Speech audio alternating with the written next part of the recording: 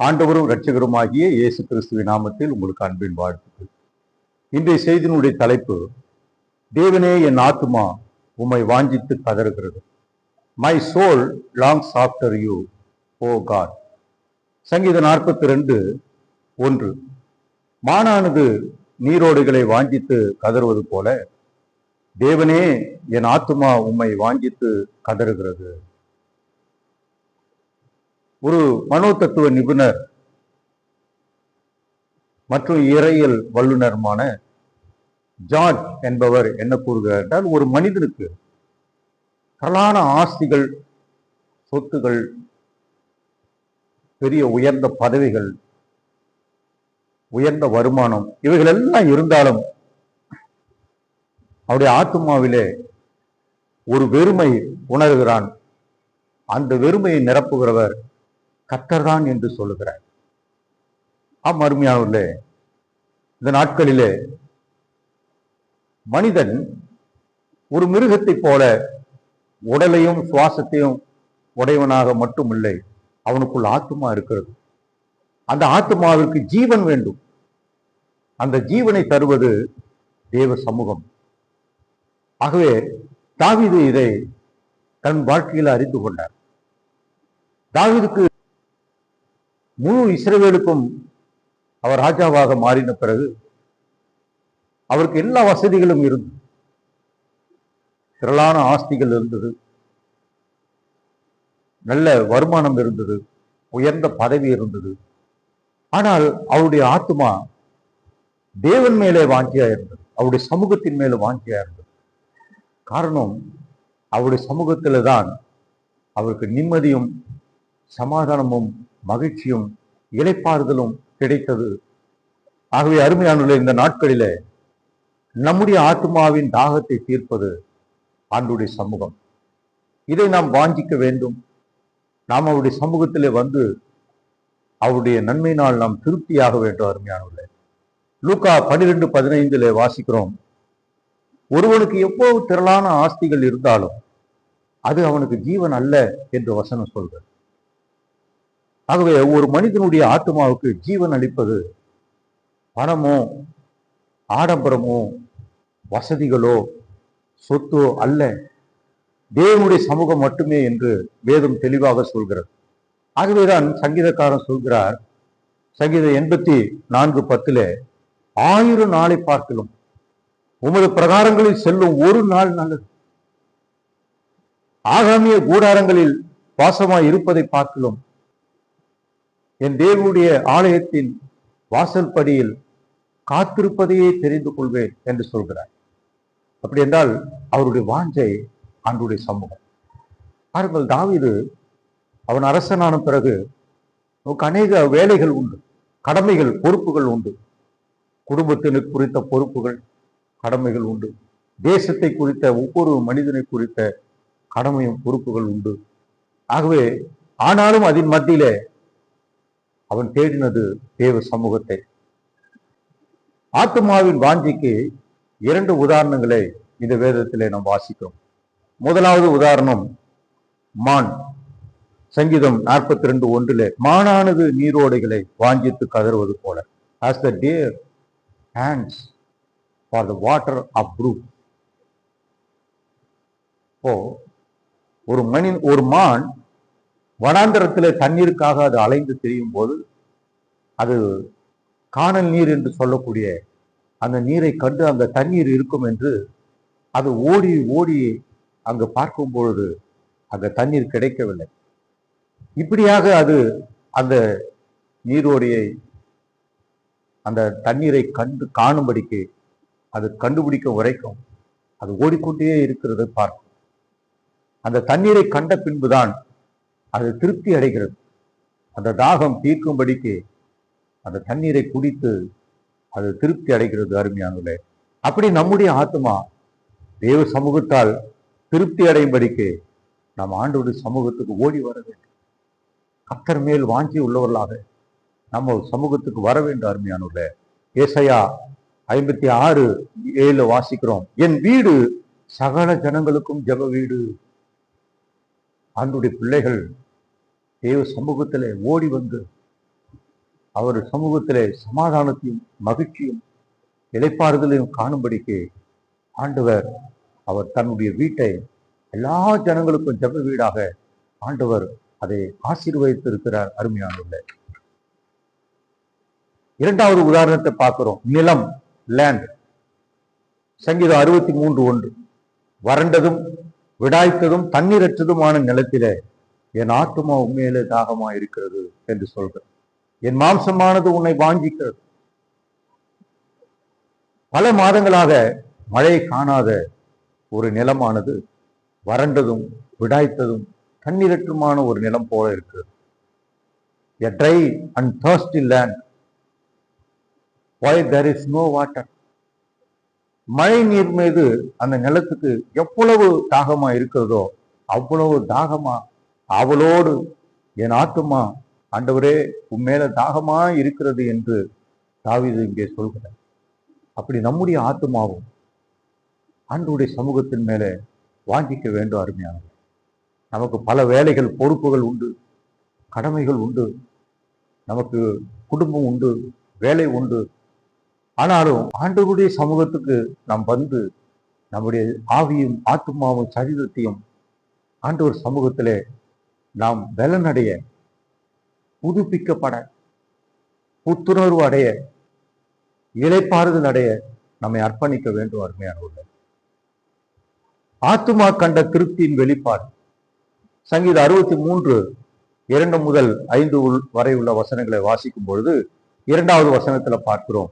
இப்படியே பரிசுத்த ஸ்தலத்தில் உம்மை பார்க்க ஆசையா இருந்து உமது வல்லமையும் உமது மகிமையும் கண்டேன் என்று சொல்கிறார்.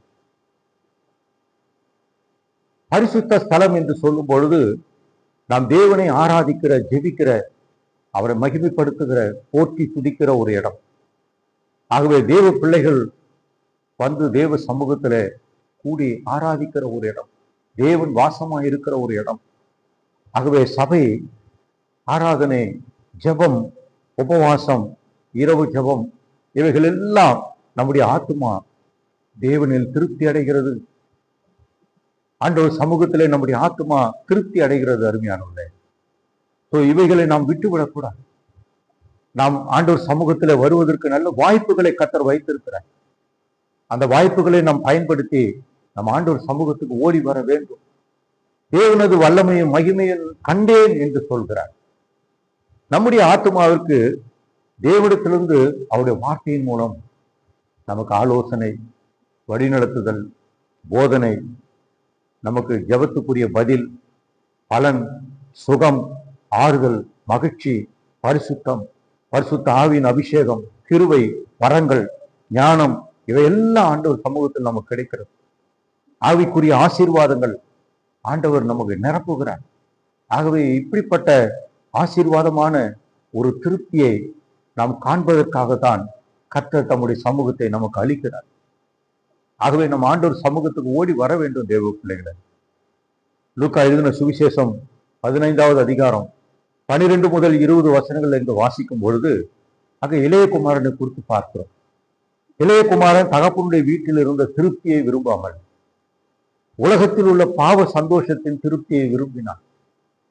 அதற்காக அவன் தகப்பனுடைய ஆஸ்தியில் பாதியை அவன் கேட்டு வாங்கி அதை எடுத்துக்கொண்டு அவன் ஓடுகிறான். தூர தேசத்துக்கு புறப்பட்டு போனான் என்று சொல்லப்படுகிறது. தகப்பனுடைய கண்ணுக்கு மறைவாக அவன் ஓடினான். இந்த உலகத்தின் பாவ சந்தோஷம் அவனுக்கு திருப்தியை அளிக்கவில்லை. பணமெல்லாம் செலவழித்தது. அவனுடைய இந்த உலக சந்தோஷமும் ஒழிந்து போனது. இப்போது அவனுடைய ஆத்துமாவில ஒரு வெறுமையை அவன் உணர்கிறான். தகப்பனுடைய வீட்டை அவன் நினைக்கிறான். உலகம் தரக்கூடாத சந்தோஷம் கிடைக்கின்ற ஒரே இடம் அது தகப்பனுடைய வீடு. ஆகவே அவன் புத்தி தெளிந்து இப்போது மீண்டும் அவன் தன் தகப்பனை தேடி ஓடி வருகிறான்.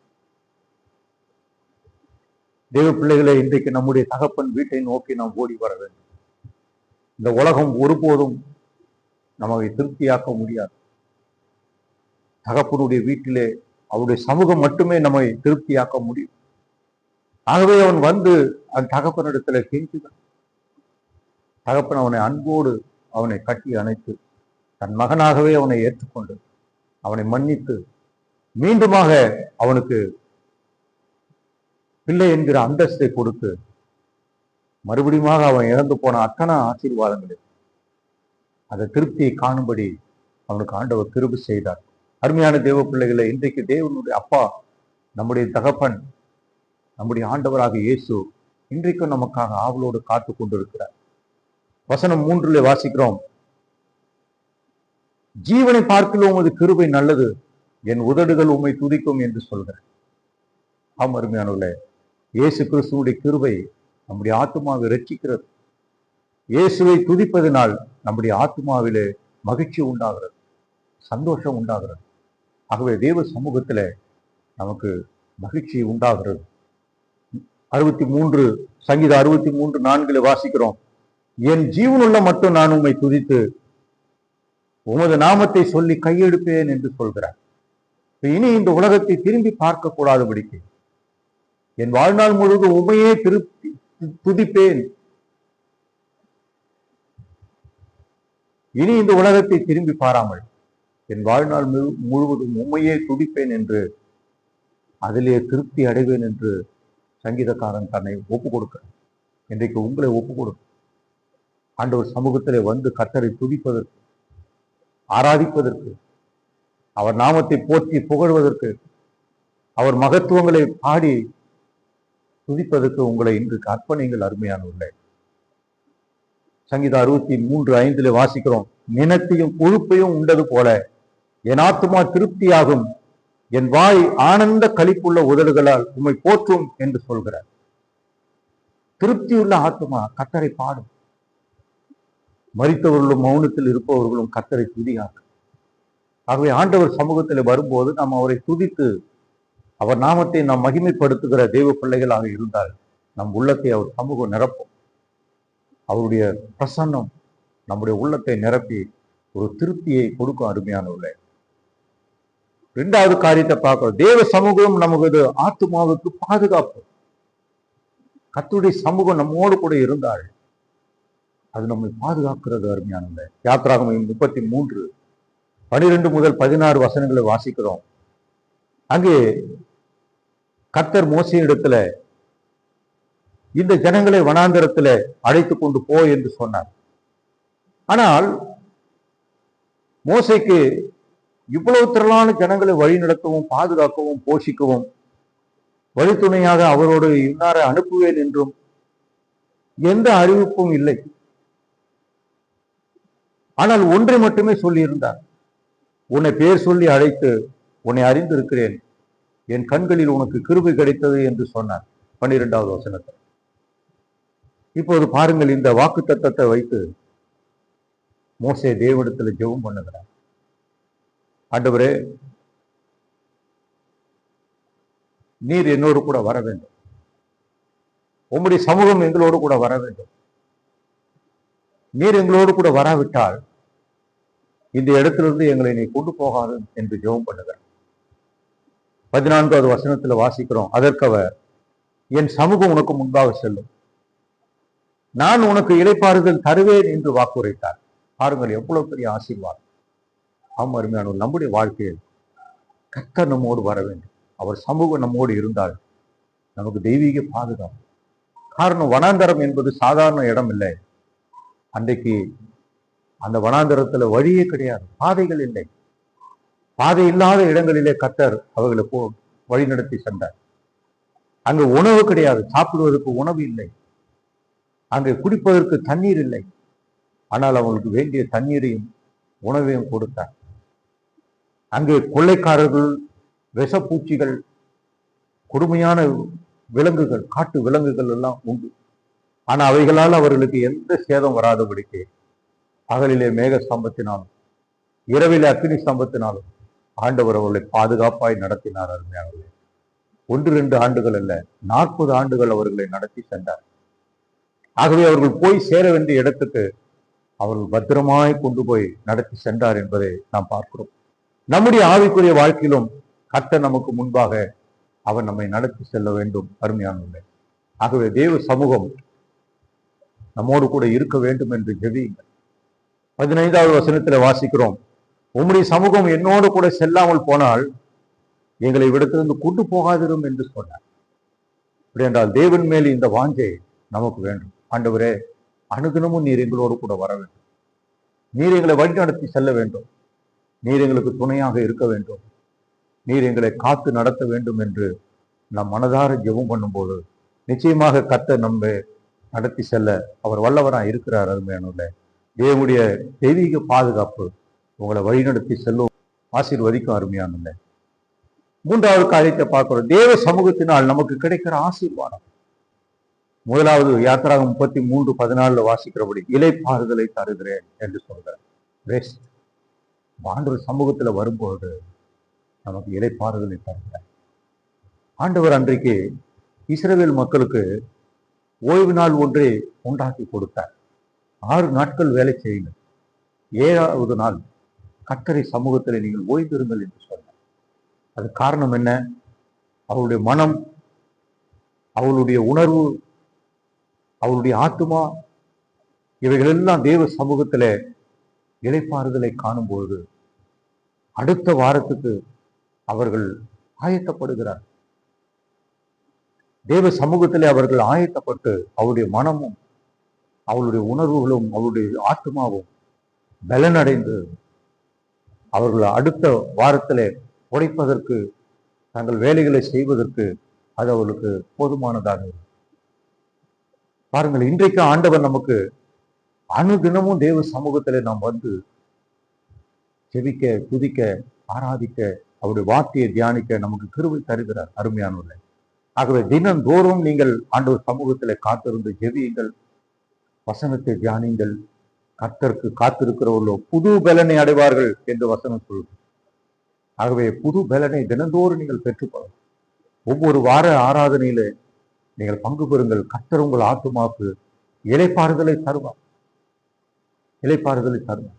இன்றைக்கு அநேகர் தேவ சமூகத்தை அவர்கள் இழப்பதனாலே, அவர்கள் தேவ சமூகத்திலே ஜெபிக்காததுனாலே, துதிக்காததுனாலே இன்றைக்கு அநேகருடைய உள்ளங்கள் சோர்ந்து போயிருக்கிறது. அநேகருடைய உள்ளங்கள் குழப்பம் அடைந்து பயத்தினால், கலக்கத்தினால் நிறைந்திருக்கிறது.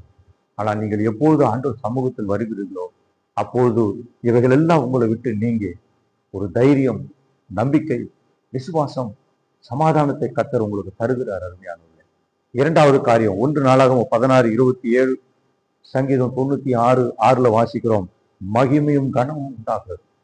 ஆண்டவர் சமூகத்துல ஆண்டவர் நமக்கு மகிமையும் கனத்தையும் தருகிறார். சத்துருக்கள் தோற்கடிக்கப்படுவார்கள். சங்கீதம் 9:3 வாசிக்கிறோம், ஆண்டவருடைய சமூகம் நம்மோடு கூட இருந்தால் நம்முடைய சத்துருக்கள் நமக்கு விரோதமாக முறிந்து போவார்கள். கண்ணுக்கு மறைவாக சாத்தானோ மனிதர்களோ செய்கிற அத்தனை தந்திரங்கள், சூழ்ச்சிகளும் முறியடிக்கப்படும் இயேசுவின் நாமத்திலே. ஆகவே தேவ சமூகத்திலே நீங்கள் ஓடி வந்து கர்த்தரை துதியுங்கள். இப்படிப்பட்ட ஆசீர்வாதத்தை நீங்கள் பெற்றுக்கொள்ளுங்கள். அருமையானவர்களே, சங்கீதம் 16:11 வாசிக்கிறோம், பரிபூர்ண ஆனந்தமும் நித்திய பேரின்பமும் கர்த்தர் தருகிறார். பாருங்கள், ஆண்டவர் சமூகத்துல பரிபூர்ண ஆனந்தம். ஆகவே இந்த உலகம் கொடுக்க முடியாத சமாதானத்தை இயேசு நமக்கு தருகிறார். இந்த உலகத்தினுடைய பொருட்கள் தரக்கூடாத சந்தோஷத்தை இயேசுவின் சமூகம் நமக்கு தருகிறது. ஆண்டவர் சமூகம் நமக்கு அப்படிப்பட்ட ஆசீர்வாதத்தை தருகிறது. அருமையானவர்களே, அடுத்து சங்கீதம் 21:6, நீதிமொழிகள் 8:30 வாசிக்கிறோம், மகிழ்ச்சியினால் பூரிப்பு உண்டாகிறது. தேவ சமூகத்துல மகிழ்ச்சியினால் பூரிப்பு, சொல்ல முடியாத சந்தோஷம். இது நம்முடைய வாயின் வார்த்தைகளால் விவரிக்க முடியாத சந்தோஷத்தை இங்க சொல்லப்பட்டிருக்கு. அடுத்து சங்கீதம் 22:27 வாசிக்கிறோம், ஜாதிகளுடைய சந்ததிகள் தொழுது கொள்வார்கள். ஆண்டவருடைய சமூகத்துல வந்து நீங்கள் கர்த்தரை துதிக்க ஆராதிக்கும் பொழுது ஜாதிகளுடைய சந்ததிகள் வந்து தொழுது கொள்வார்களாம். அடுத்து சங்கீதம் 31:20 வாசிக்கிறோம், மனுஷருடைய அகங்காரத்துக்கு நம்மை மறைத்து வைக்கிறார். மனிதன் நம்ம எப்பொழுது நம்ம இடத்துல குற்றம் கண்டுபிடிக்கலாம், எப்பொழுது நம்மை கீழே விழ தள்ளலாம், எப்பொழுது நம்மை அழித்து போடலாம் என்று அவர்கள் நமக்கு விரோதமாக அவர்கள் எழுப்புகிற நேரத்துல கர்த்தர் தம்முடைய சமூகத்தினால் நம்மை மறைக்கிறார். அவருடைய அகங்காரத்துக்கு நம்மை மறைக்கிறார். அருமையானவர்களே, நாவுகளின் சண்டைகளுக்கு நம்ம விலக்கி காக்கிறார். அடுத்து சங்கீதம் 41:11 வாசிக்கிறோம், நிலை நிறுத்துகிறார். தேவ சமூகத்துல வருகிற பிள்ளைகளை கர்த்தர் நிலை நிறுத்துகிறார். ஸ்டேபிள். அப்ப இன்றைக்கு நமக்கு ஒரு நிலை நிறுத்துதல் தேவை, அருமையானவர்களே. ஏன்னா இன்றைக்கு நிலையற்ற ஒரு வாழ்க்கையை ஜனங்கள் வாழ்ந்து கொண்டிருக்கிறார். அவருடைய சமூகத்தில் ரட்சிப்பு உண்டு. சங்கீதம் 42:5. சமூகத்தில் ஓடி வரும்போது அவர்களுக்கு ரட்சிப்பை தருகிறார்.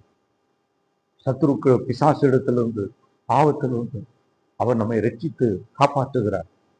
செம்மையானவர்கள் வாசம் பண்ணுகிற ஒரு இடம்தான் தேவ சமூகம். சங்கீதம் 140:13. அவர்கள் தேவ சமூகத்தை தரிசிப்பார்கள். வெளிப்படுத்தல் 22:4 வாசிக்கிறோம், தேவ சமூகத்தில் வரும்போது அவர்கள் தேவனை தரிசிப்பார்கள். ஆம் அருமையானவர்களே, அப்படிப்பட்ட ஆசீர்வாதங்களை தேவன் வச்சிருக்கிறார். ஆகவே இந்த ஆசீர்வாதத்தின் மேல் நமக்கு வாஞ்சை இருக்க வேண்டும். ஆகவே ஆண்டவருடைய வசனம் நமக்கு கற்றுத்தருகிற காரியம் என்னவென்றால், நித்தமும் அவரை தேடுங்கள்.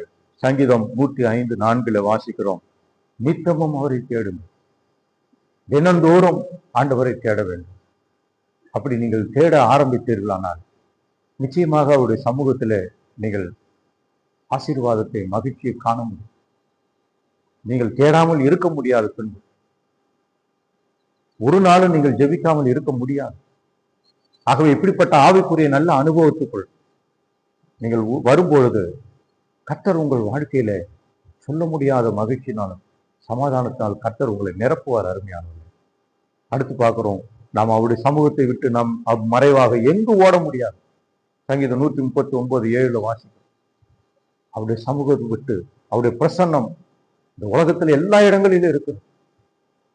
யோனா எப்படியோ மறைந்து கர்த்தருக்கு மறைவாக ஓடி தன்னை மறைத்துக் கொள்ள வேண்டும் என்று பார்த்தார். மறைத்துக் கொள்ள முடியவில்லை. நாம் எங்கும் ஒளிய முடியாது. அருமையானவர்களே, எங்கும் அவருடைய பிரசன்னம் இருக்கு. ஆகவே ஆண்டவருடைய பிள்ளைகளாகி நாம் அவருடைய சமூகத்தை விட்டு விலகி ஓட வேண்டும் என்று நாம் முயற்சி செய்யக்கூடாது. நாம் எப்போதும் ஆண்டவர் சமூகத்தை வாஞ்சிக்கிற, விரும்புகிற தேவ பிள்ளைகளாக நாம் இருக்க வேண்டும் என்று கர்த்தர் விரும்புகிறார். அருமையானவர்களே, இப்போது சங்கீதம் 65:4 வாசிக்கிறோம், உம்முடைய பிரகாரங்களில் வாசமா இருக்கும்படி நீ தெரிந்து கொண்டு சேர்த்து கொள்ளுகிறவன் பாக்கியவான்.